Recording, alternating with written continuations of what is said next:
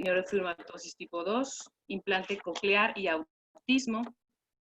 Y también es revisora del Audiology y Neurotology, la revista. Ella también ha presentado varios trabajos y tiene varios reconocimientos también internacionales. La doctora pues es ya bastante reconocida, sobre todo en Inglaterra, que es donde hizo el fellowship. Tuvo un mejor trabajo libre de otología con premio GASO por GAES. También fue finalista en el Otology Matthew Prize. También hizo una presentación de caso y disección de hueso temporal en Sandburg, Weill Cornell University, en un seminario de hueso temporal. Le agradecemos muchísimo a la doctora, sé que va a tener un gran futuro en la otología, tiene un gran empuje, un gran interés, y pues adelante con su presentación. Gracias por estar con nosotros. Pues muchas gracias por la invitación. La verdad es un honor pertenecer a este colegio. Es un colegio sumamente académico y es increíble todas las cosas buenas que han salido, pues mes con mes y ahora sí que año con año. Y entonces, la verdad me da muchísimo gusto estar con ustedes y poderles platicar un poco de lo que es la disyunción de trompa de Eustaquio. Ok, como bien dijo Erika, aquí fue donde me formé, los dos fellowships que hice, el primero en Central Manchester Foundation Trust y el segundo ya en Skull Base, y actualmente tengo mi práctica en el ABC. No tengo nada que declarar. Y mi interés por la trompa de Eustaquio, pues es muy chistoso. Todo empezó en el 2013, cuando estaba haciendo mi primer fellowship. Me pidieron que diera una plática de esto, de la dilatación con balón, y en ese momento solo había 18 artículos publicados. La verdad, esa plática, pues cuando empecé a leer no estaba convencida de la utilidad de este procedimiento. Y a los pocos meses, mi jefe, Simon Lloyd, y yo hicimos el primer caso en Inglaterra de dilatación de trompa. Y en ese momento, cuando vimos los resultados de la paciente y conforme fue avanzando, estuvimos más pacientes que terminaban satisfechos con este procedimiento, pues poco a poco me fui convenciendo más. Y ahorita pues, lo que encontramos y la evidencia que encontramos publicada, la verdad es mucho más importante, tiene más bases y cada día se está publicando y publicando más. Entonces, así es como pues, me metí en este tema, y mi manera de verlo y mi manera de abordar los problemas de obstrucción de trompa de Eustaquio es más o menos pensando en problemas de nariz y senos paranasales, ¿no? Antes, pues cuando había algo de obstrucción, se hacía un cabueluco, se hacía una comunicación en el piso de la nariz, y después se vio que lo más efectivo era utilizar las vías anatómicas, ampliándolas y mejorando este drenaje, pero de una manera funcional. Y es más o menos así como los quiero llevar en esta plática, de cómo dilatando la trompa de Eustaquio o ampliando este tubo, pues vamos a tener una función más fisiológica y a largo plazo va a ser mejor para nuestros pacientes. La trompa de Eustaquio, entonces, sabemos que es una válvula que comunica el oído medio con la nasofaringe. Generalmente está cerrada y solo se abre en algunos momentos. Hay diferencias entre niños y adultos. Tanto el ángulo como la densidad del cartílago, es decir, la dureza del cartílago, y el número de pliegues de la mucosa que hay dentro del tubo. Entonces, por eso vemos que la incidencia de esta patología es mayor en niños que en adultos. Tiene dos porciones, la porción ósea y la porción cartilaginosa, y en medio de estas dos tenemos el istmo, que es la porción más estrecha de la trompa. En la porción cartilaginosa es donde se insertan los músculos que van a abrir esta trompa y donde vamos a poder tener un poco más de opciones terapéuticas para una disfunción obstructiva. Entonces, las funciones de la trompa de Eustaquio es igualar las presiones, eliminar los fluidos que hay en el oído medio, proteger contra un reflujo de la nasofaringe hacia arriba, y también previene el flujo del sonido por la nasofaringe, entonces para que nosotros no escuchemos nuestra propia voz. Este esquema es un esquema que me gusta mucho sobre la trompa de Eustaquio, y aquí vemos los principales músculos, que el principal músculo dilatador, es decir, el principal músculo que abre esta trompa de Eustaquio es el tensor del velo del paladar. Y vemos que hacia la nasofaringe tenemos el cartílago, después tenemos ya en el oído medio, la parte ósea es mucho más ancha que la parte cartilaginosa. Y aquí hay que recalcar que estos puntitos amarillos es tejido conectivo y linfoide que tenemos en la parte cartilaginosa. Y esto es de un grosor más importante en esta área que en el área ósea. Y al igual vemos la porción de grasa, que es la grasa de Ostman. La mucosa a nivel hacia la nasofaringe es diferente de la mucosa que vamos a encontrar en este tubo hacia el oído medio. En la nasofaringe tenemos células ciliadas, células mucosas, y son mucho más abundantes, mucho más gruesa. Conforme la mucosa avanza hacia el oído medio, la mucosa se vuelve más delgada hacia una capa monocelular hasta llegar al oído medio. Esta trompa se abre por 0.4 segundos y se abre como alrededor de 1000 veces en un día cuando hablamos, cuando masticamos o cuando abrimos la boca. Y se puede abrir de dos maneras. Una, por diferencia de presiones de 15 milímetros de mercurio, o bien por una acción de estos músculos. Así es como nosotros vemos en una endoscopía, vemos cómo está la fosa de Rosenmüller o el receso faríngeo en la parte posterior y vemos el torus tubari y los dos músculos anteriores.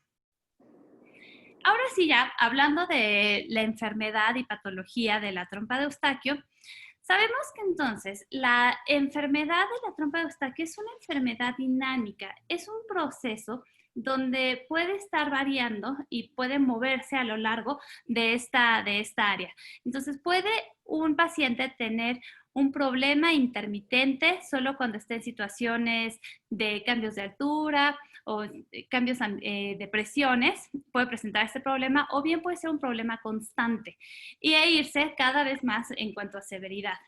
Y esto, a su vez, puede desencadenar varias secuelas, que las secuelas las vamos a comentar al rato.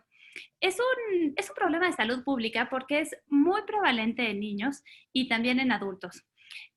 Muchos de estos niños pueden mejorar con el tiempo y hay otros que nunca mejora esta función y entonces cuando son adultos pueden tener secuelas tanto como un barotrauma o bien secuelas de un oído crónico. Es más común en hombres y en adultos de 40 a 64 años. Entonces, regresando al esquema que teníamos previamente, la patología o los problemas de la trompa de Eustaquio pues van a depender de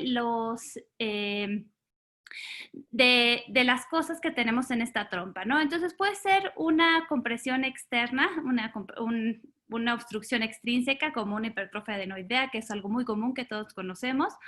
Puede haber un problema muscular y esto es sumamente común en niños con labio y paladar hendido o niños con síndrome de Down. Sus músculos son hipotónicos y entonces la disfunción que ellos tienen es porque no pueden abrir y es secundaria a la parte muscular. Cuando las disfunciones secundarias a la mucosa y a la submucosa pues está relacionada con la alergia, con rinitis alérgica, sinusitis, algunas enfermedades reumatológicas o también cambios hormonales pueden hacer una disminución o una alteración en esta área y requerir tratamiento. En cuanto a la grasa, en estos pacientes vemos que la gente que pierde peso de manera súbita, generalmente relacionado a cirugías bariátricas, pierden muy rápido peso y pueden perder esta grasa. Y al perder esta grasa, entonces la trompa de Eustaquio ya no es tan estrecha, se vuelve más ancha y puede convertirse en un problema del otro extremo, que sería una trompa de Eustaquio patulosa. Entonces, platicando de este espectro de la disfunción de trompa de Eustaquio, los síntomas pues van a ser según dónde esté situado el paciente y en qué momento, si es de manera intermitente o si es de manera permanente. Y los síntomas, los principales síntomas, sobre todo cuando está empezando este problema, son sensación de oído tapado, hipoacusia y otalgia. Esto puede, les decía, ir y venir o puede volverse constante y si se vuelve es muy severo o se vuelve constante a lo largo del tiempo, puede desencadenar las secuelas, que son hipoacusia, otitis media crónica y hasta un colesteatoma. Entonces aquí vemos todo lo que nos podemos encontrar en esta enfermedad dinámica. Podemos encontrarnos un oído normal, un oído con alguna retracción, una retracción que puede ser temporal o puede ser permanente, puede haber atelectasia o puede ser adhesiva por completo. Podemos encontrar una otitis media serosa. Y por dentro, por la nasofaringe, tenemos varias opciones. Como ven en la parte de abajo, tenemos esta apertura que hay grandes diferencias y en estas diferencias es donde tenemos que poner atención porque el tratamiento va a ir encaminado a estas diferencias. ¿Qué tanto podemos hacer por la trompa de Eustaquio a nivel de nasofaringe? Vemos también que la incidencia de los requerimientos en la población infantil de tubos de ventilación es bastante variable en el mundo. Por ejemplo, en Dinamarca y en Islandia vemos que 3 de cada 10 niños menores de 5 años van a requerir un tubo de ventilación en este periodo de tiempo, lo cual es bastante alto. O vemos también que en otros países como Estados Unidos la incidencia es menor. Y esto puede deberse al sistema de salud y a muchas cosas, pero aquí es importante recalcar que tanto en Islandia como en Dinamarca el sistema de salud tiene una cobertura universal y pues llama la atención que conforme ha pasado el tiempo, desde 1997 hasta 2010, vemos que la incidencia, o sea, los requerimientos de estos tubos ha ido en aumento. Y esto es muy relacionado a otitis media serosa y vemos que el 50% de los pacientes o de estos niños que requirieron tubos de ventilación requirieron solo un tubo y la otra mitad requirió prácticamente 2 o hasta más intervenciones en un periodo corto de tiempo. Otra cosa que es importante que mencionemos es que el 70% de los pacientes que van a requerir una cirugía de oído por un oído crónico también tienen una disfunción de trompa de Eustaquio. Entonces, tratar esta disfunción obstructiva de trompa de Eustaquio es muy importante porque es un factor de éxito para la cirugía. Hay que tenerlo muy en cuenta porque a veces podemos hacer procedimientos combinados y con esto vamos a mejorar la tasa de éxito. La disfunción obstructiva de la trompa de Eustaquio entonces la podemos dividir en dos, la parte activa y la parte pasiva. Si nosotros estamos en el consultorio y queremos evaluarlo, en la parte activa le pedimos al paciente que haga Toynbee y con esto vamos a ver la capacidad de los músculos de dilatar, es decir, de abrir la trompa de Eustaquio. Y de manera pasiva podemos pedirles que hagan Valsalva y con esto vemos si la diferencia de los gradientes de presión es capaz de abrir esta trompa de Eustaquio. Entonces, ¿cómo abordamos a estos pacientes? Pues muy importante entonces ver 3 cosas. Uno, los 2 extremos de la trompa de Eustaquio, es decir, la nasofaringe y vemos la otoscopía. Y por otro lado, necesitamos un estudio de imagen para ver todo el trayecto de la trompa de Eustaquio y poder analizarlo y ver si hubiera alguna otra cosa añadida o bien hubiera 2 diagnósticos al mismo tiempo o bien que sea otra cosa. Entonces, lo primero que tenemos que hacer es una muy buena historia clínica con nuestros pacientes, preguntarles si es un problema que sea intermitente, si es un problema que cuánto tiempo llevan con ellos. A veces nos platican los pacientes que llevan desde la infancia, que ellos nunca han sido capaces de hacer una valsalva, nunca han podido liberar la presión de su oído, o bien, pues, antes lo podían hacer y después pasó algo como el climaterio, algo como cambiarse de ciudad o algo. A veces hay factores muy específicos que hacen que el problema de la disfunción se vuelva constante. Y esto nos lleva a que estos pacientes pueden presentar secuelas y las secuelas ya las habíamos mencionado. También hay que estar muy pendientes de estos pacientes porque la sensación de plenitud oral también se puede presentar en el otro extremo de este espectro de la disfunción, es decir, en la parte de la trompa de Eustaquio patulosa, que es cuando está abierta constantemente. Aquí tenemos entonces los diagnósticos algunos de los diagnósticos diferenciales de cuando un paciente llega con sensación de plenitud oral. De las cosas más importantes que tenemos que preguntarles a estos pacientes es qué pasa cuando tienen una gripa, cuando tienen una infección. Si los síntomas empeoran, bueno, pues nos estamos encaminados a una disfunción obstructiva, o si los síntomas mejoran, pues nos encaminamos un poco más hacia el espectro del lado patuloso, ¿no? Si estos pacientes tienen cambios en la audición, si tienen una hipoacusia, si la hipoacusia es fluctuante, si tienen mareos, vértigos, inestabilidad, o bien si tienen algún problema relacionado con la articulación temporomandibular. Es súper importante que cuando tengamos estos pacientes les palpemos los pterigoides y maceteros, ya sea por dentro o por fuera, para ver si esto no es una causa de esta sensación de plenitud oral. Entonces, cuando estamos platicando con nuestros pacientes y nos dicen que tienen una incapacidad para hacer una valsalva o una incapacidad para sentir ellos la apertura de la trompa de Eustaquio con Toynbee, vemos que la especificidad y la sensibilidad, la verdad es que es bastante baja. Pero, bueno, nos aportan ciertos datos. Por otro lado, tenemos el complemento de este cuestionario ETDQ, que ya está traducido al español. Y este cuestionario tiene una gran sensibilidad, pero su especificidad es bastante baja porque solamente habla de la gravedad de los síntomas que tienen estos pacientes. Entonces, la sensación de plenitud oral se puede deber a esta obstrucción crónica o intermitente, o también se puede deber a otras causas. Es importante en nuestro consultorio hacer la otoscopía en tres formas: hacer una otoscopía en reposo, hacer una otoscopía con valsalva, pedirle al paciente que haga una valsalva y que haga un Toynbee, y en ese momento ver si la membrana timpánica se mueve. Y esto igual nos da algo de información, tiene una sensibilidad y especificidad regular, igual que lo que los pacientes mencionan, pero si nosotros vamos sumando, cada vez tenemos más información.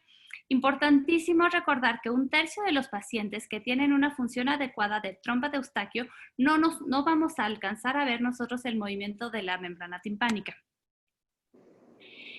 Por otro lado, entonces, también tenemos que meter el endoscopio a ver la nasofaringe y ver la apertura de la trompa de Eustaquio en la nasofaringe.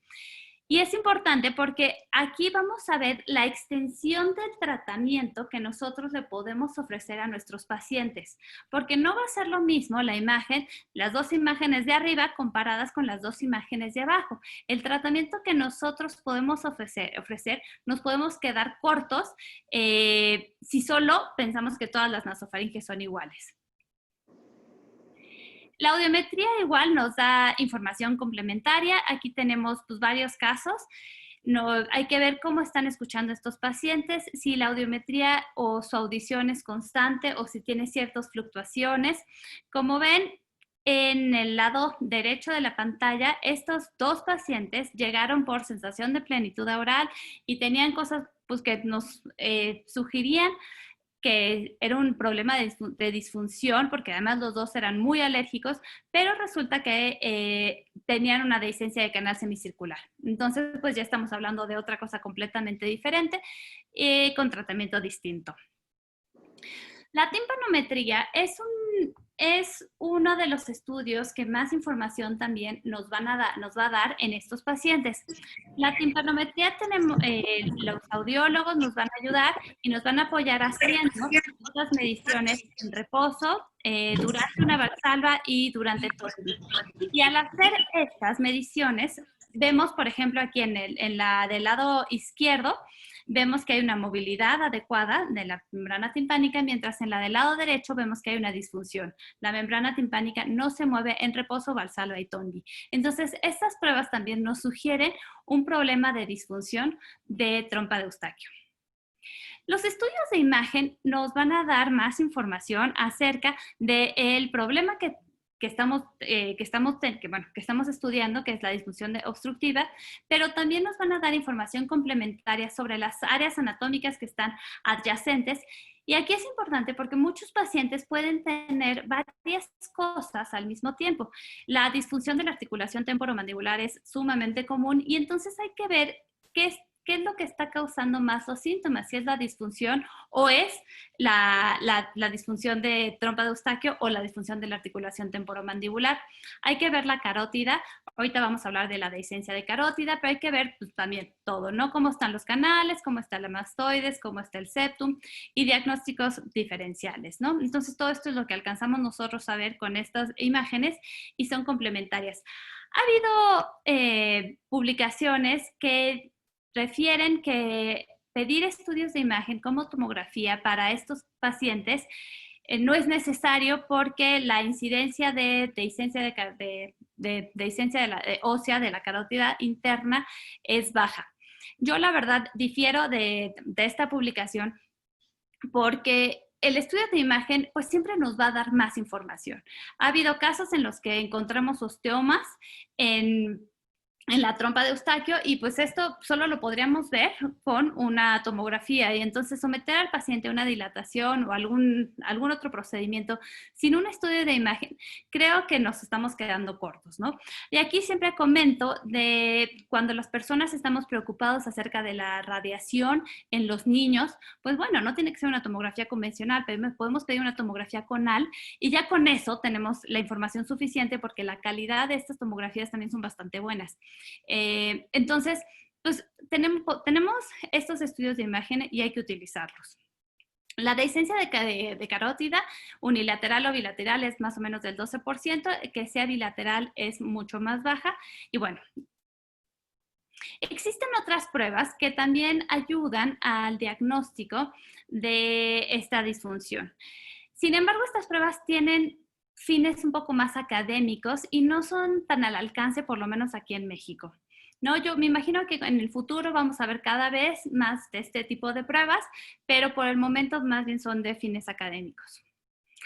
Y entonces sabemos que este padecimiento no tiene una sola prueba que sea un gold estándar para hacer el diagnóstico.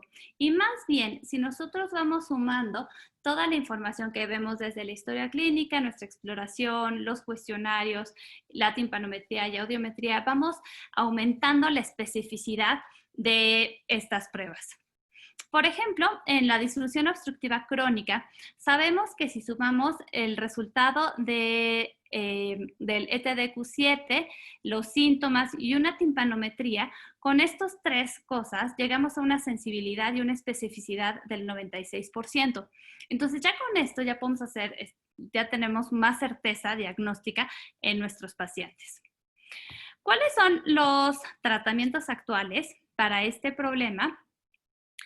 Pues actualmente tenemos dilatación de trompa de Eustaquio con balón, la remodelación, los tubos de ventilación y tratamiento médico. Más todo lo demás que hacemos en la parte del oído medio cuando hay alguna secuela o alguna complicación. ¿Qué es lo que hemos visto a lo largo del tiempo?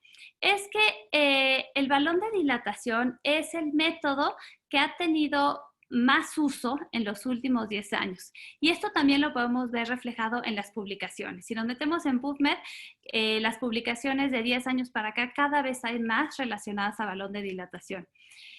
Es una técnica atraumática que al ratito vamos a platicar de ella y se puede hacer con anestesia local y con anestesia general.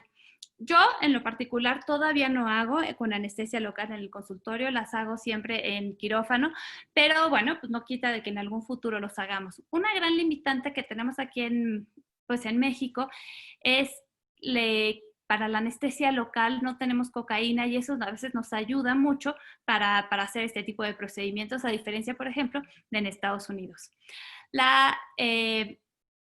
Y en Europa. En cuanto a la remodelación, de la apertura de la trompa de Eustaquio puede hacer con láser y puede ser con microdebridador.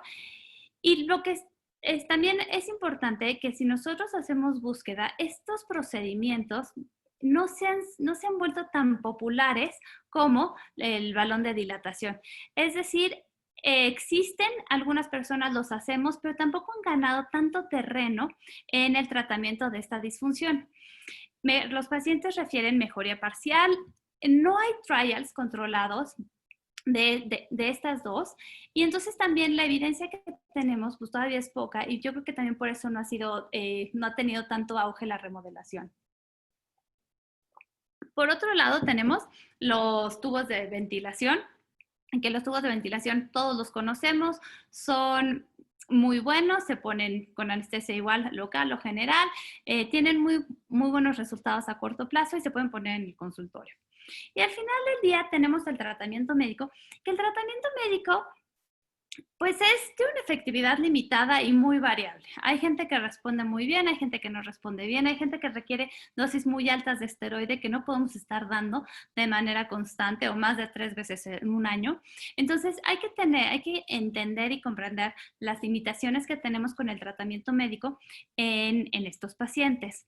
Entonces, teniendo en cuenta las opciones que tenemos para tratar este problema, pues vamos a empezar nosotros a hacer nuestras combinaciones. Aquí es otra vez como un resumen de lo que hemos visto hasta ahorita. Entonces, si nosotros queremos hacer una remodelación, la remodelación la vamos a hacer en esta porción de la trompa de Eustaquio. Entonces, si tenemos un colchonete redundante únicamente, pues este procedimiento como tratamiento único sería suficiente, lo cual también es raro. Si nosotros tenemos nada más un engrosamiento mucoso y submucoso, que también es muy común, pero toda la parte del colchonete es adecuada, bueno, entonces solo el balón va a ser suficiente. Si nosotros tuviéramos un osteoma, por ejemplo, aquí en la parte ósea, en la porción ósea, bueno, pues nada de esto va a ser suficiente, nos tendríamos que ir hacia un tubo de ventilación. Entonces, es importante ver el alcance y las limitaciones de todos los tratamientos que tenemos. La remodelación con láser puede ser con láser, puede ser con microdebridador y nos va a ayudar a quitar el tejido redundante que tenemos en la porción posterior, que va a estar ocluyendo, como vemos aquí en la imagen A, que va a estar ocluyendo la apertura de la trompa de Eustaquio. Entonces, es súper importante que si nosotros decidimos quitar esta parte del colchonete, solo quitemos 1/3 de esta área o máximo la mitad. Si nosotros quitamos más, corremos el riesgo de que se hagan sinequias y esto es muy difícil de tratar después. La remodelación con láser también es un tratamiento seguro, las complicaciones son bastante bajas y podemos usar el láser con el que más se sientan en confianza o con el que más experiencia tengan. Yo uso CO2 y la verdad les ha ido bien. Aquí es importante también que cuando nosotros estamos con niños, a veces, bueno, no es a veces, es muy común que cuando hacemos la exploración en la consulta no alcancemos a ver la trompa de Eustaquio por dentro. Hacemos una nasofaringoscopía y el niño está llorando, alcanzamos a ver un poquito de adenoides, pero nunca vemos bien cómo está esta apertura. Entonces, cuando metamos a quirófano, pues hablamos del procedimiento, entonces muchas veces es adenoidectomía, más menos remodelación, más menos dilatación de trompa, ¿no? Y entonces, según ya que quitemos los adenoides, vamos a ver ese espacio y ahí decidimos si es suficiente dilatar, si necesitamos hacer una remodelación o si necesitamos hacer las dos. ¿Qué es lo que pasa con el balón de dilatación? Entonces, el balón de dilatación es un procedimiento que ha ganado pues mucho auge en los últimos años. Este es el balón, es un dispositivo de 23 centímetros y el balón en sí mide 3 por 22 milímetros. Lo introducimos a la trompa de Eustaquio por la nasofaringe, lo inflamos y con esto se abre o se dilata la trompa de Eustaquio a través de microfracturas de la porción cartilaginosa y sobre todo se aplasta aquel infiltrado que les había comentado antes de folículos linfoides y de tejido conectivo. Con este balón los aplastamos y cicatriza de esa manera. Entonces, el diámetro de la trompa de Eustaquio aumenta, ¿no? Y puede aumentar en un rango de un 20% a un 900%. Este procedimiento realmente produce muy poca inflamación. Entonces, los resultados que tienen nuestros pacientes son pues, muy tempranos. Aquí vemos los cambios en el diámetro del lumen de la trompa de Eustaquio, predilatación y postdilatación. Esto fue publicado por Pou en el 2011 y pues vemos que es bastante efectivo. Recientemente, bueno, el año pasado publica la Sociedad Española las indicaciones actuales de cuándo hacer una dilatación con balón. Y esto es lo que ellos mencionan, ¿no? Lo separan en niños y en adultos prácticamente. Ellos dicen que en los adultos necesita tener por lo menos 2 juegos, un par de tubos de ventilaciones para ser candidato a la dilatación. Yo aquí la verdad difiero. ¿Por qué? Porque hay que preguntarle al paciente, o sea, ¿qué es lo que hace el paciente? Si el paciente es un piloto, si el paciente es un buzo, pues no aplica. Entonces hay que preguntar muy bien a qué se dedica el paciente, cuáles son sus problemas y con esto poder ofrecer un tratamiento, un tiempo quirúrgico con todos los procedimientos necesarios para que sea lo más efectivo en tratar su problema. Ok, entonces en cuanto a la técnica quirúrgica de la dilatación de trompa de Eustaquio, la verdad es algo muy sencillo y la gran diferencia es nada más en el grupo de niños y el grupo de adultos. En los adultos utilizamos endoscopios de 4 milímetros y prácticamente todo lo hacemos por la nariz. Aquí vemos en la parte de arriba, los azules son los nuevos dispositivos que son desechables y en la parte de abajo tenemos los antiguos. Las puntas son diferentes, entonces tenemos una punta con una inclinación de 30 grados, de 45 y de 70 grados. Y aquí va a depender de la anatomía del paciente cómo nos acomode aplicar el balón. En niños, les decía que es un poco diferente porque en los niños a mí me resulta más fácil hacerlo por la boca. Ponemos un abreboca Magibor bueno, el que quieran ustedes de amígdalas. Y entonces en los niños metemos la visión por la nariz y metemos el dilatador por la boca. Y así, como son espacios estrechos, también tenemos más chance de jugar y lastimar menos para que el niño salga sin epistaxis y sin costritas en su nariz. ¿Cómo vamos de tiempo? Bueno, aquí es cómo lo vamos armando en quirófano, que luego es más difícil armar el balón y todos los dispositivos que realmente hacer la dilatación, porque tenemos que asegurarnos que en esta jeringa que la llenamos, déjenme adelantarla, que la llenamos con solución, no haya burbujas. Si quedan burbujas en la jeringa, estas burbujas, no puedo. Estas burbujas, cuando nosotros estemos insuflando, no vamos a lograr llegar a las 10 o a las 12 atmósferas que queremos. Entonces, nada más hay que hacerlo con cuidado para que no queden burbujas y manejar todo con cuidado. Pero les digo, a veces la parte técnica difícil de la cirugía es esta, no tanto la introducción del balón. La dilatación, entonces, la hacemos con visión, con el endoscopio. Metemos el dispositivo y vamos a sentir un poco de resistencia, pero la verdad es una resistencia muy leve. Si ustedes sienten resistencia mayor, salgan y reacomoden. Es meter el dilatador, inclinarlo un poco hacia arriba, hacia donde va la trompa de Eustaquio y se desliza muy fácil. Ya que lo tengamos adentro, insuflamos, ¿ok? Con la solución salina entre 10 y 12 atmósferas por 2 minutos. Y esto se hace una vez o se puede hacer 2 veces en la misma trompa de Eustaquio. Y es importante que para retirar el balón desinflemos, o sea, saquemos la solución del baloncito y ya lo retiremos desinflado.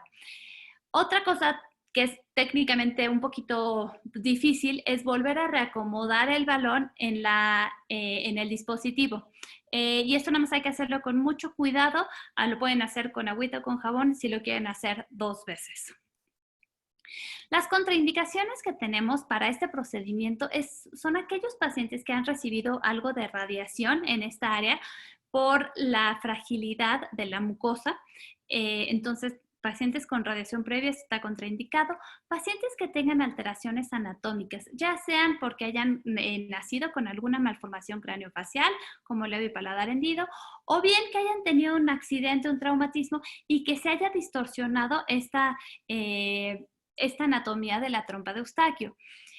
Pacientes que tengan dehiscencia de carótida interna, pacientes que hayan tenido alguna cirugía de cuello reciente, pacientes con cáncer, o bien si hay una causa extrínseca que esté obstruyendo, pues hay que quitar esa causa, ¿no? Pacientes con síndrome de Down es por la hipotonía muscular.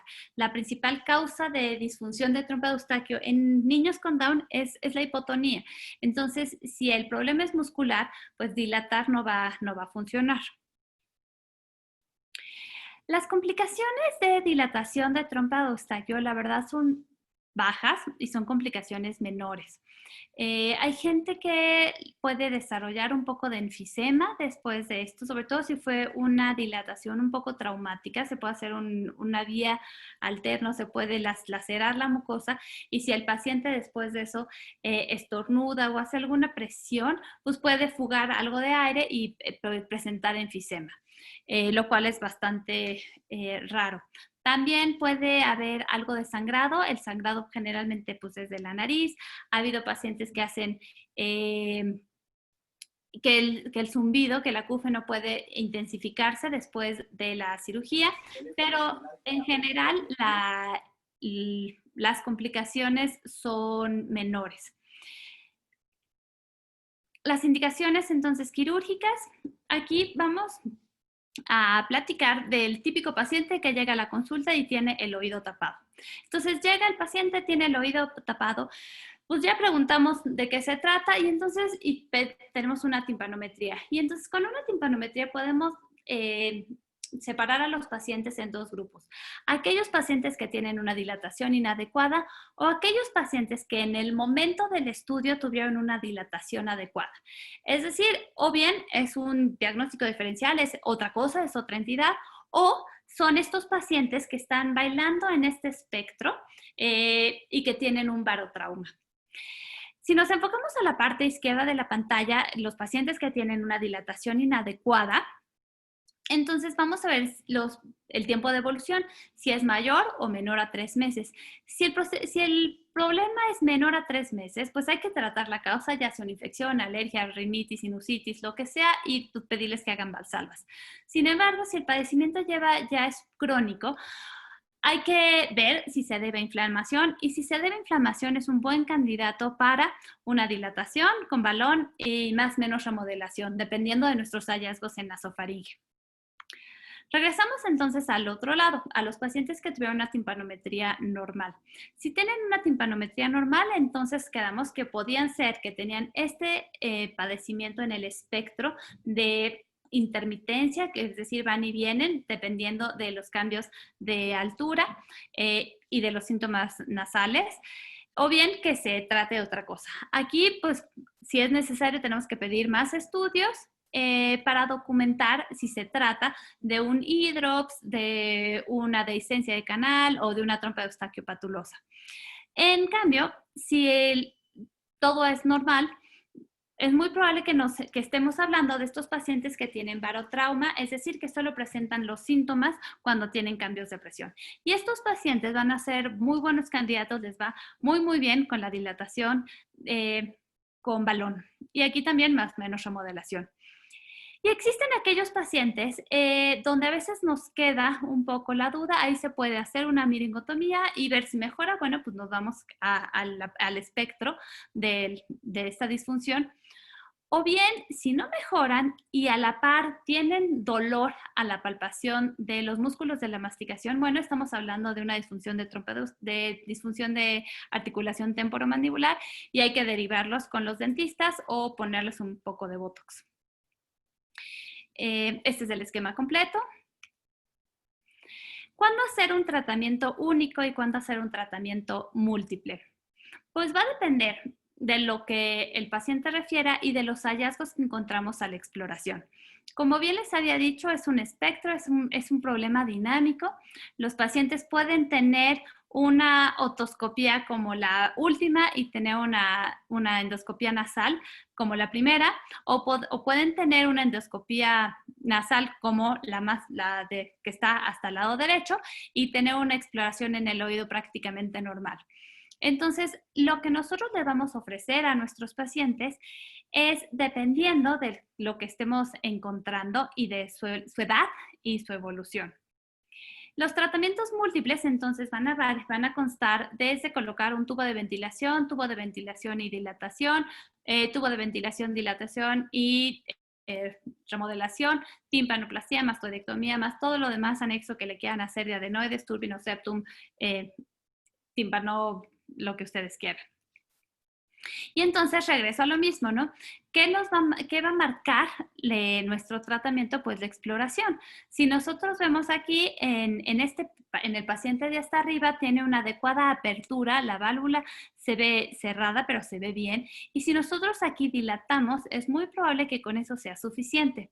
Sin embargo, si vemos en los dos pacientes de abajo, una dilatación como tratamiento único no va a ser suficiente porque vamos a dilatar y tenemos todo este colchonete posterior que está haciendo presión y no va a ser suficiente romper el espacio submucoso. Aquí más bien tenemos que trabajar en remodelar esta área y probablemente tengamos también que complementar con tratamiento médico para mantener esta área con menor inflamación por mucho más tiempo. Entonces, esto es de las cosas que nosotros podemos ofrecer para que sea un tiempo quirúrgico con el número de procedimientos necesarios para cada paciente. Igual, si vemos el otro lado, pues en el lado del oído, bueno, pues acá tenemos esto y vamos a decidir cuál es el tratamiento del paciente según lo que tenga en la parte del oído medio.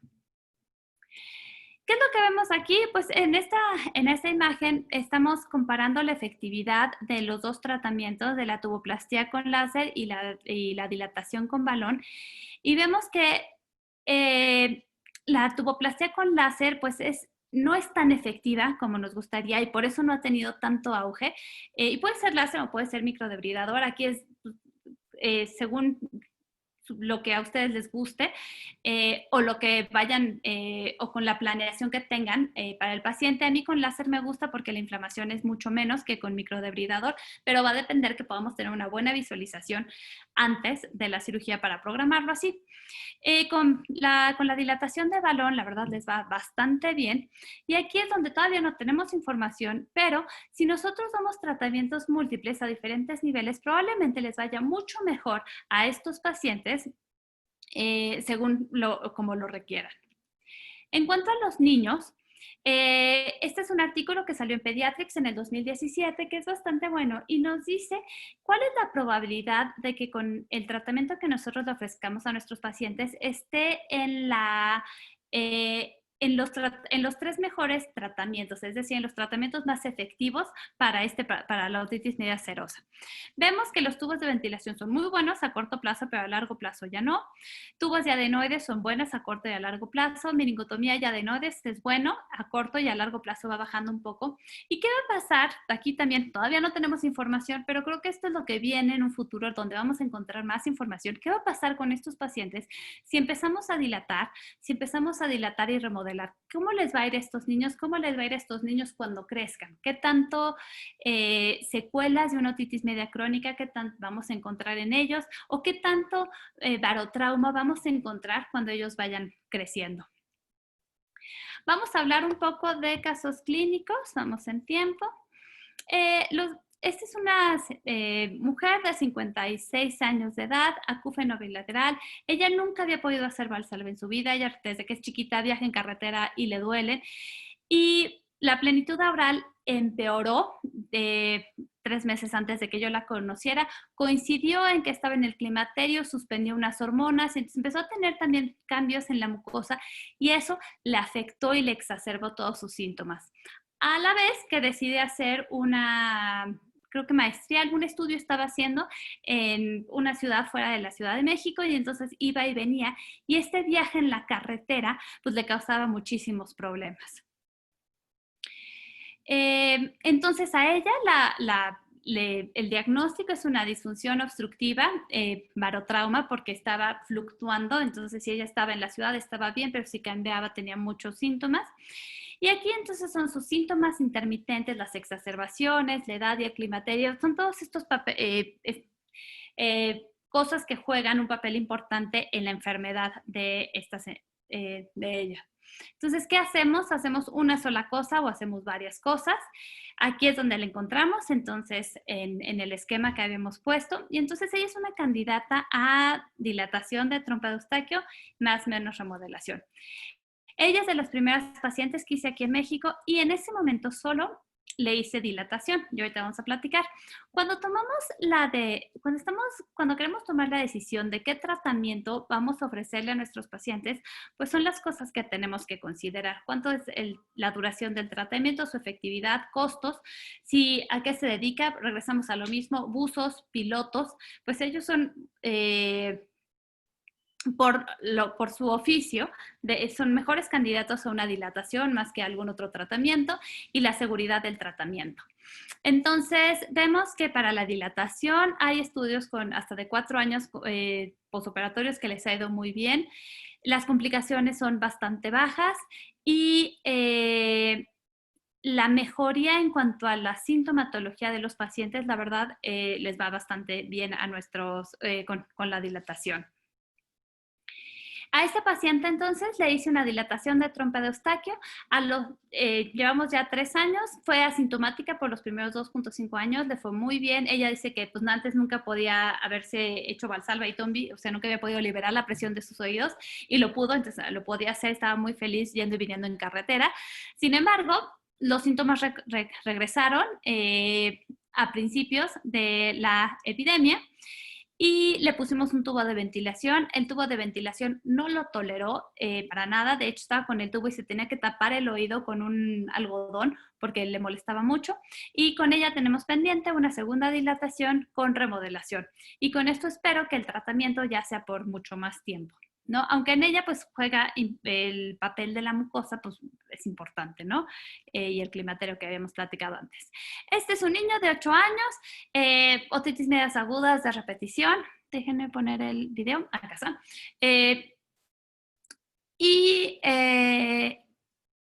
Vemos estas adenoides. Si se fijan, sus adenoides no son tan grandes. Las adenoides, o sea, no están obstruyendo por completo, están recargándose un poco, pero no son las adenoides obstructivas como tal, para pensar en 8 cuadros de otitis medios en el último año. Aquí es la imagen cuando ya quitamos las adenoides, estamos haciendo un poco de hemostasia, y si se fijan, aquí está la trompa. Aquí tengo el endoscopio, por la nariz y por la boca estoy metiendo el balón de dilatación. Aquí lo meto, entra y nos vamos hacia arriba. Entonces a este niño lo dilatamos y le ha ido bastante bien. Seguimiento 24 meses, ha tenido solo un episodio y los tubos ya se le cayeron. Entonces, es efectivo. Este es otro caso, es un niño de 3 años, está casi ya llegando a los 4. También una microtia y una estenosis de CAE, había tenido cuadros recurrentes de infección en el otro lado y un retraso en el lenguaje leve, pero estaba ahí presente. Entonces, esta parte del retraso del lenguaje, pues en los niños siempre hay que tenerlo en cuenta porque hay que ser más agresivos en cuanto a los tratamientos y los procedimientos cuando ya tienen repercusiones en el lenguaje.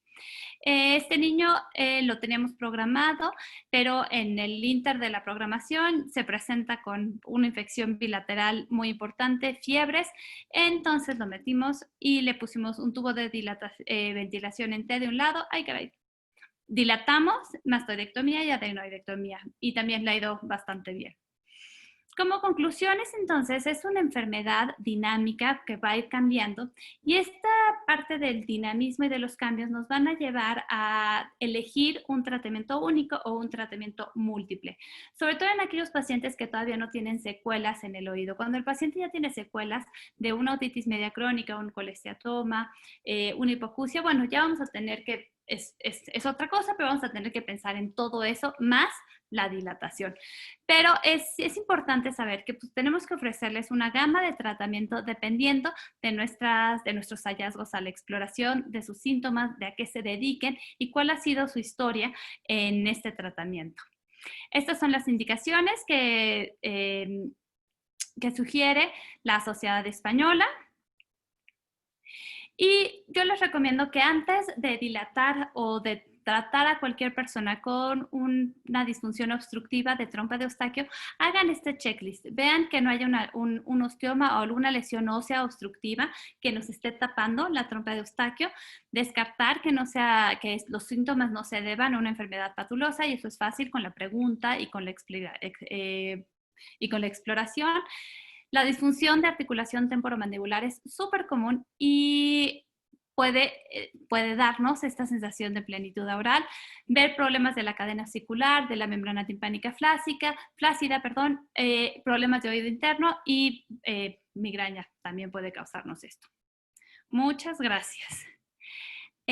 Bueno, y por último, nada más, sabiendo que estamos ahorita en esta epidemia, hay estos cubrebocas que se están haciendo, ya se hicieron en Estados Unidos, en Europa, en muchos países, tienen una parte transparente que nos ayudan a la lectura labiofacial. Si alguien está interesado, contáctenme y les doy ya sea la persona que me los hizo o pues pase por ellos a mi consultorio, ¿no? O si viven fuera de México, les doy la receta de cómo se hacen, porque no hay que olvidar que nuestros pacientes con hipoacusia están batallando muchísimo ahorita sin poder apoyarse de la lectura labiofacial. Gracias y feliz día del otorrino a todos. Feliz día, claro. Muchísimas felicidades, Mónica. La verdad es que estuvo increíble. Yo siempre he dicho que la trompa de Eustaquio y la cirugía de la trompa de Eustaquio es el futuro del oído. O sea, realmente nos va a cambiar la forma que vemos el oído crónico, el oído seroso, el oído de todo, ¿no? Entonces yo creo que finalmente todos vamos a tener que entrar a estas cirugías y tener una buena indicación. Fíjate que justo lo que comentabas de los tubos de ventilación, yo inclusive escuché en un congreso, no me acuerdo si fue el SMOR, no me acuerdo, que hicieron un panel y decían, poner los tubos de ventilación. Si mejora con los tubos de ventilación, entonces después dilatarlos. O sea, a mí se me hizo eso terrible. O sea, bueno, a mí se me hizo eso terrible, eso igual que tú, pero bueno, hay que ver, estaba checando dónde estaban esos lineamientos, no los he encontrado, pero sí decía precisamente eso, tubo de ventilación sí mejora. No mejora, no, pues entonces, ¿qué? Si me explico, si no mejora, no lo puedes dilatar, algo así, venía la logística, entonces, ¿qué haces, no? Les pido a todos los... Sí.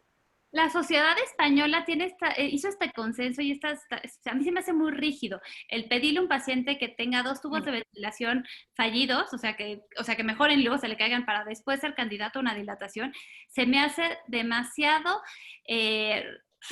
anestesia general o demasiada anestesia local y demasiado tiempo perdido para el paciente. Si es un adulto, a lo mejor lo podemos tolerar en la consulta porque se lo ponemos, pero si es un niño, no, o sea, si es un niño y podemos ayudarlo en un solo procedimiento, en un solo tiempo quirúrgico y darle mayor efectividad a largo plazo, creo que sí es algo que tenemos que considerar. Totalmente, yo creo que eso es el futuro de la medicina del oído. Yo creo que va a cambiar, bueno, yo pienso que va a cambiar igual como la endoscópica, ha cambiado todo. Hola Mónica. Hola. Voy a salirme del otro teléfono. Es que tiene yo creo que tiene 2 sesiones, doctor. Me dice que ya el doctor estoy. Héctor de la Torre. Ok, muy bien. Adelante. No se escucha, doctor. Apagó su micrófono. Apagó su micrófono. Ahorita te comento unas preguntas que tenemos. Y si quieren los demás, vayan apuntando sus preguntas, por favor, en el chat, o pueden participar con sus videos y con el micrófono también. Sigue apagado, doctor. Sigue apagado. Bien. A ver, ¿ya estoy? Ya. Sí, ahora nada más tengo que oírlos yo. Ya está, doctor. Bueno, cuando el ser humano empezó a conquistar su territorio, estaba acostumbrado a ser diferente. No había cambios de presión en su oído interno. ¿Por qué no había cambios de presión en su oído interno? Porque estaba ubicado en la tierra. Cuando el hombre y el ser humano descubre la rueda y conquista a las bestias que lo pueden transportar, empieza a tener, no de manera patológica, sino funcional, disfunción eréctil. Estamos en un mundo de movilidad, estamos en un mundo de intercambio, estamos en un mundo en donde en 10 años un niño ha viajado a la playa, a la montaña, a distintas ciudades. Estamos en un mundo en donde los edificios están a más de 10 pisos o de 8 pisos. Estamos en un mundo en donde la disfunción tubárica es secundaria a la conquista del hombre a su sistema. La actualidad que tiene la plática de Mónica y el haber dicho que en pilotos y en sobrecargos es parte de un trabajo que llevo haciendo yo más de 10 años. Y es muy trascendente porque México, quiero aclarar que no ahorita con la 4T, sino desde antes. Digo, pero desde muy antes, a los pilotos y a los sobrecargos les impiden de manera razonable usar tubos de ventilación, y sin embargo, no estoy diciendo que el tratamiento adecuado no sea el de Mónica. Quiero que les quede claro. Quiero decir que muchas veces un piloto o un sobrecargo o una ambulancia aérea o un batallón de combate de ambientes extremos tiene que tener la capacidad para acoplarse a distintos ambientes y la función tubárica es primordial. Mi expresión, mi introducción o mi intención es felicitar a Mónica, que además está, mi niña Erika, mi Brunilda está preciosa y Mónica también. Es felicitarla porque en muchos aspectos van a tener que hacer pruebas múltiples para demostrar la función tubárica. Y el primer obstáculo que van a tener después de la enfermedad va a ser un dictamen por un audiólogo que diga que no la tiene. Eso va a ser muy difícil. Y es importantísimo porque no solamente los neurotólogos, los otoneurólogos lo tenemos que saber, también tenemos que conocer los audiólogos, también son el otro consejo, también lo tienen que saber para que no digan que es una enfermedad vestibular, periférica, central, del oído medio, del oído periférico, y va a ser un tema que Mónica va a ser la punta de nuestro país para tomarlo. Mónica, si de algo te sirve el expertise que tengo de 25 años viendo cosmonautas, astronautas y pilotos, estoy a tus órdenes. Muchas gracias. Sí, no, muchas gracias. Pero sí, en efecto, hay que tener una muy buena comunicación con nuestros audiólogos, porque nos tenemos que apoyar mutuamente. ¿Sí? Apoyar al paciente. Y hay varios audiólogos ahorita con nosotros. Winston, ¿cómo estás? Adelante. Hola, buenas noches a todos. Felicidades, Mónica, por tu plática, me pareció maravillosa. En lo personal, yo antes de indicarle una dilatación con globo a cualquiera de mis pacientes con disfunción tubaria, tengo muy buena experiencia mandándoles a hacer ejercicios tubáricos que veo que no los mencionaste. ¿En qué consisten estos ejercicios? El que más me ha funcionado a mí es pedirle al paciente que compre un globo de estos largos, de los globos largos, los payasos, para hacer muñecos, y que lo intenten inflar 20 veces en la mañana, 20 veces a mediodía y 20 veces en la noche. La verdad es que con este ejercicio yo resolví el 90% de los problemas de disfunción tubaria antes de llegar a una cuestión tan extrema como es la dilatación. Y les fue muy bien a mis pacientes. Yo tengo muchos pacientes, pilotos, aviadores y muchos pacientes que forman parte de tripulaciones aéreas de la Fuerza Aérea, y también algunos pacientes que son buzos de las Fuerzas Especiales aquí del Ejército. Todos ellos, la verdad es que 9 de cada 10 solucionaron su problema de disfunción tubaria haciendo estos ejercicios. Lo tienen que hacer de forma permanente y bueno, obviamente también complementando con cualquier cuestión de tipo obstructiva que tengan en la nariz o en la nasofaringe. El hecho de meterles un balón dilatador ahí en la trompa de Eustaquio, la verdad es que los 4 o 5 casos que yo llegué a indicarles este procedimiento, todos recurrieron la estenosis o la disfunción y había que hacerlo 2 o 3 veces. Lo dejamos de hacer en el Hospital Central Militar porque dejaron de comprarse, ya que pues, realmente eran muy onerosos el gasto que se hacía en ellos y por la cuestión de que recurrían, pues, se dejó de hacer y hoy en día pues ya no lo hemos hecho. Ese es mi comentario y felicidades. Y antes, la moraleja aquí es antes de que les indiques la dilatación, mandarlos a hacer ejercicios tubáricos como ya se los indiqué. Hay muy buenos ejercicios, tanto los del balón y ya están estos aparatitos también, ¿cómo se llama? El Eustachi Tube. Hay muchos también electrónicos y otros que es como un silbato pegado al balón, que sí les ayudan bastante. Y pues como todo, ¿no? Hay que ofrecerles a los pacientes todas las opciones, que prueben los ejercicios y si con eso se resuelve perfecto, si hay tratamiento complementario. Y como dije, pues es una herramienta más que a muchos les funciona y pues, tenemos muchas gamas y eso es lo que tenemos hoy. ¿Quién sabe qué vayamos a tener en 5 años o en 10 años? Claro. ¿Y qué tanto se pueden volver a usar el equipo de dilatación? ¿Cuántas veces se pueden utilizar? Digo, yo sé que de acuerdo a la empresa es una sola vez, pero ¿cuántas veces ustedes lo han podido utilizar o reutilizar? ¿O no lo reutilizan?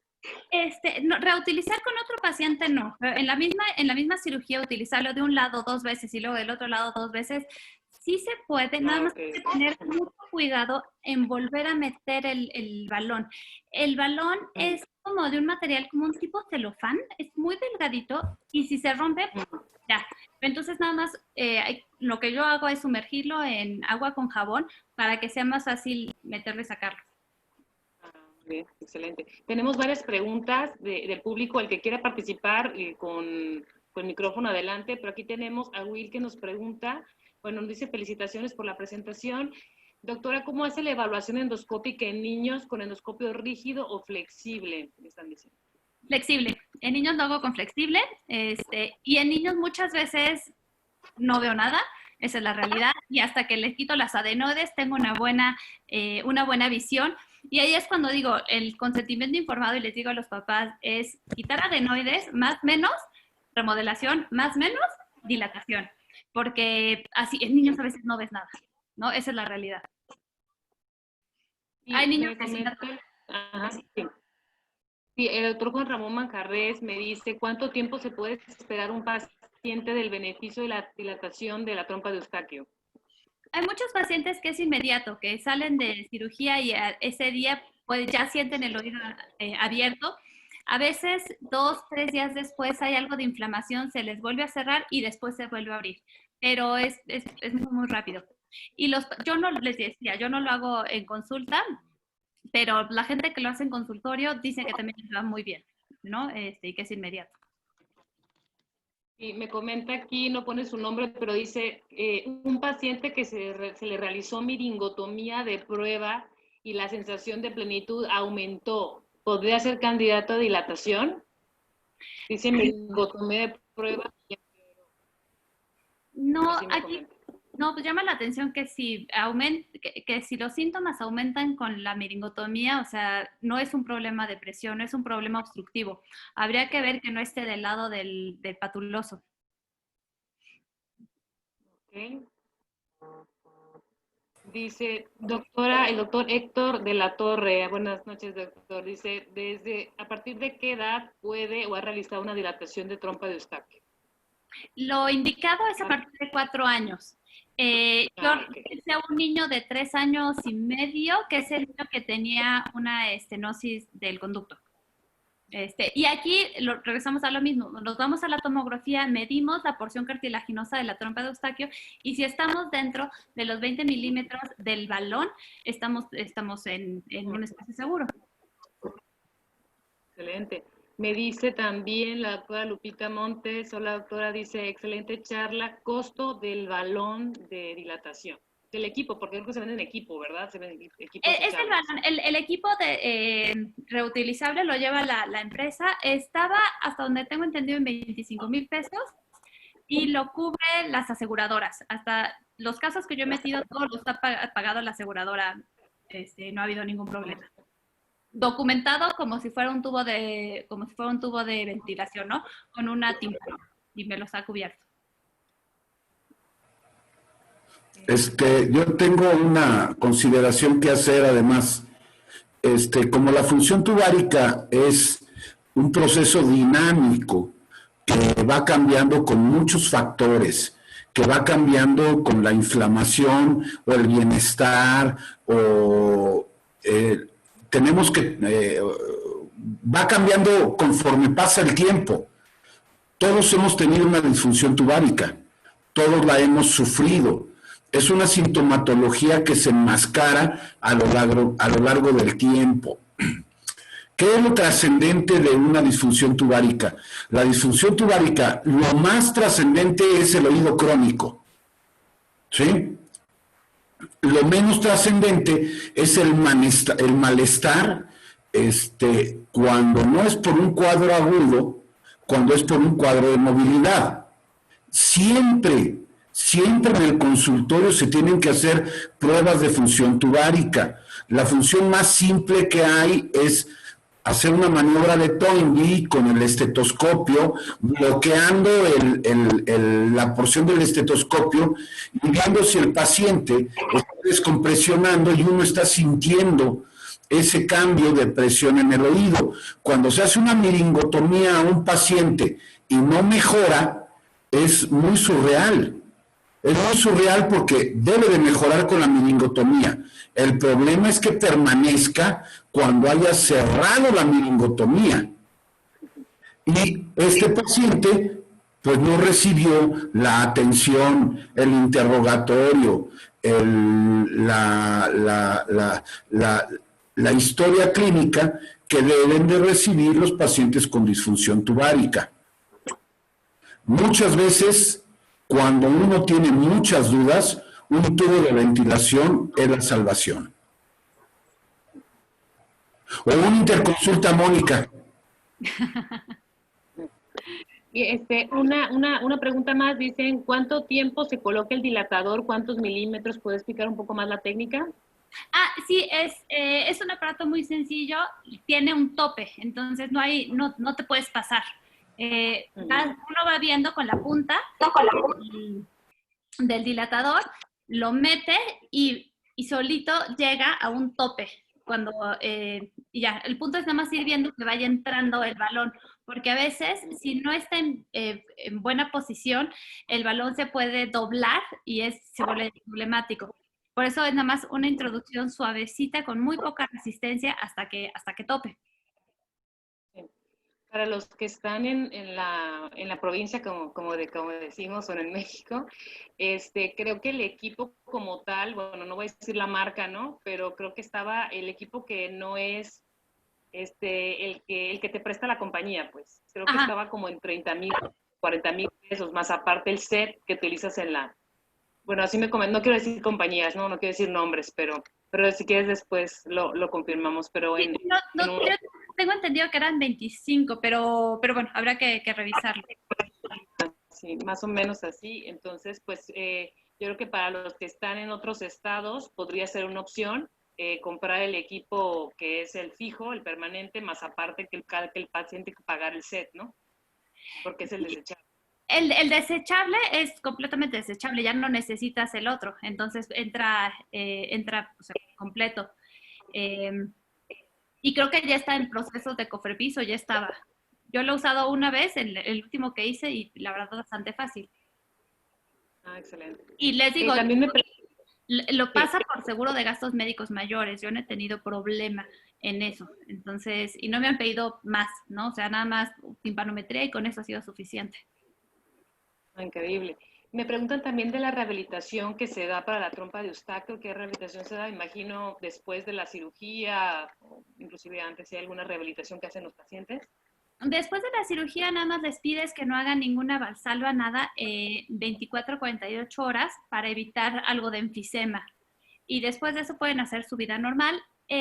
Ayuda mucho que después de la dilatación, que a partir del día 5 o día 7, hagan ejercicios de trompa con los globos o con balones, justo para favorecer el movimiento y que esto que continúe permeable. Perfecto, increíble, excelente. ¿Alguien más tiene alguna duda? Dice aquí, ¿qué proveedor tiene para el globo de dilatación y en cuánto se cobra este procedimiento aproximadamente? Gracias y muchas felicidades, extraordinaria ponencia. No me pone el nombre, parece que es Eri. Gracias, Eri. No sé si nos quieras comentar. El proveedor es Multiespecialidades, Fernando Huerta. ¿Y cuánto cobro? Pues la verdad, pues es algo muy sencillo. Entonces lo compras como tubo de ventilación. Pues ya si haces un poco más, una remodelación, un poco, pues a lo mejor puedes subir un poquito más, pero es algo, es un procedimiento sencillo. Les digo, es más difícil armar todo, la jeringa, el agua y todo, que realmente hacerlo, porque pues es un endoscopio y lo metes. Entonces técnicamente no es tan complicado, entonces pues, como tubo. Había un doctor, fíjate que ahorita se me olvidó el nombre, pero estuvo exponiendo mucho en el americano. De hecho, él tuvo una exposición oral y un póster que está en México, en la privada, se llama Carlos, pero no me acuerdo Carlos ahorita. Yáñez. Carlos Yáñez tiene mucha experiencia en la remodelación con láser. Él tiene, de hecho, un par de artículos o 3 artículos de su serie de casos y él hace una remodelación con láser como en zigzag, en cross. Entonces, él tiene mucha experiencia en eso. Él también dilata y también es de los que hacen pues, lo que se necesite, ¿no? 2, 3, 4 procedimientos para brindarle la mejor tasa de éxito a los pacientes. Y creo que se ha enfocado también mucho también en algún momento removió parte de la almohadilla posterior, ¿no? También, es que tuvo varias intervenciones ahí yo ahí lo conocí en el americano y estaba sorprendida de que tenía tanta experiencia en el manejo de la trompa de Eustaquio con láser. La verdad es, hay que tener también a este doctor, creo que no está conectado, pero sí parece ser que tiene mucha experiencia y le ha ido bastante bien en el americano cuando lo expone sus trabajos, ¿eh? Tiene una muy buena casuística, también está aquí en el ABC y él fue el que organizó en mayo del año pasado, del 2019, un curso con el doctor Vargas y también hubo una muy buena, y vino el doctor Pou a México con él a hablar y justo ahí hablamos todos, pero hablamos de dilatación. Pero sí, si no, un día lo invitamos para que platique su experiencia con láser, porque él tiene muy increíble. Sí, o sea, hay gente que ya lo está haciendo y eso lo digo para la audiencia, yo creo que nada más es cuestión de que nos decidamos, ¿no? Sabes que a mí me gustaría mucho, ¿tienes experiencia con otitis media crónica y dilatación? ¿Lo has hecho? Eso de la otitis media crónica, me interesaría mucho eso, fíjate. Sí, fíjate que cuando hago tímpanos, pues veo cómo está todo, cómo está la mucosa y muchas veces también complemento con dilatación, porque les va bien, o sea, esas perforaciones que no cierran, pues ¿por qué no cerraron? Hay que averiguar pues, por qué no están cerrando, cómo está la comunicación, si hay algo de sinequia, y si el problema no está acá arriba, en oído medio, pues hay que ver cómo está el trayecto de ventilación hacia abajo. Entonces, sí, les digo, es como cuando ya estás tratando las secuelas, hay que ver pues, cómo está la trompa, porque a lo mejor es algo complementario, y si hacen al mismo tiempo y es bastante fácil y puede darles ese plus más. Cuando haces tímpanos o sea, solo con pericondrio o si le metes cartílago, entonces ayuda mucho. Pacientes, por ejemplo, otros pacientes que son muy buenos, pacientes que tienen implantes, de implante de oído medio o implante coclear, que aparte tienen algo de disfunción, pues no le quieres meter un tubo, o sea, al contrario, quieres que esa parte quede completamente sana y mejor dilatas abajo. Y eso les va bien porque mantienes esa parte estéril y cerrada. No, y aparte en algún momento, fíjate que tuvimos una experiencia hace muchísimos años de que inclusive querían hacer la timpanoplastía y abajo poner un tubo. No sé si tocaron el colgajo, ¿alguna vez escuchaste esa técnica? pero que Sí. es la timpanoplastía y abajo del colgajo le ponían un tubo de ventilación, es una cosa horrorosa. Pero bueno, yo creo que nunca funcionó, se me hizo horrorosa, pero bueno, era una intención de No, cómo tratar. perdón, esa es la técnica del doctor Sade. Ah, ok. El doctor Sade, casi a principios de siglo, digo, es la ventaja de ser casi el abuelito del grupo, pero es la técnica del doctor Sade. De hecho, el doctor Sade fue el que trató de que se hicieran tubos de ventilación de titanio. Al injerto se le ponía en una timpanoplastía tipo 1 o 2 o incluso 3 de Woolstein, es decir, para no generar conflictos, tipo 1 es sobre el martillo, tipo 2 es sobre la cabeza del gin case, tipo 3 es sobre el resto de la cadena osicular, para facilitar la integración del injerto y terminar con la disfunción tubárica, se pone un tubo de ventilación, y el tubo de ventilación en épocas antiguas era de fluoroplástico, pocos de silicón, algunos de acero. Se hicieron de oro y ahorita hay de titanio y de otros aspectos, pero el doctor Sade hizo que mejorara un 15% en buenas manos una timpanoplastía crónica con un injerto del tipo que ustedes quieran, para no entrar en otro tema. Muchas gracias, doctor. Sí, se llama, el doctor Sade es el que inventó el poner un tubo de ventilación en un injerto o un oído crónico, y luego los tuvo en T para una otitis atelectásica o adhesiva. Muy bien. Pues aquí está nuestro próximo ponente. Gracias, doctora Mónica Rodríguez, de verdad, estuvo increíble, es el futuro de la otología, siempre lo he pensado. Gracias por esta increíble ponencia. A todos los esperamos pues el próximo mes. Esperemos que añadamos todavía una plática más a mediados del mes. Tenemos probablemente un profesor extranjero y aquí nuestro ponente, el doctor Hernández Mendiolea, nos va a deleitar con vértigo fisiológico. Sobre todo yo creo que eso va a ser mucho. Hay gente aquí de Geno Latam, que es el grupo latinoamericano que está viendo muchos trastornos vestibulares. Los invitamos, las audiólogas que trabajan con nosotros excelentemente bien, que están aquí presentes, pues nos acompañen juntos en un mes con el doctor Hernández Mendiolea. Gracias a todos, muy buenas noches. Gracias, Mónica, de verdad, excelente. Gracias. Muchas gracias. Eso. Cuídense mucho, nos vemos. Adiós, Dani, Erika, Lidia, Mayra, Berenice, Carolina, Giovanna. Adiós.